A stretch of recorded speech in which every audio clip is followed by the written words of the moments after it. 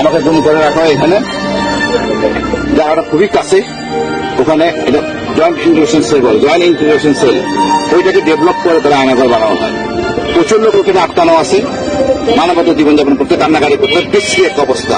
দীর্ঘদিন ধরে কারণ রাতে ঘুমাইতে পারে না, টর্চার নির্যাতন চলতেছে, মুখ বন্ধ।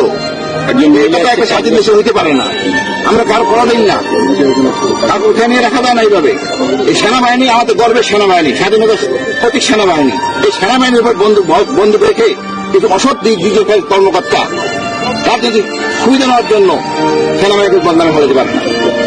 এই লোকদেরকে চিহ্নিত করতে হবে, বিচারাতে আনতে হবে, আমরা এদের সবাইকে থাকতে হবে, জবাবদিহি মনে আনতে হবে। আমরা চাই ন্যায় বিচার, শান্তি শৃঙ্খলা।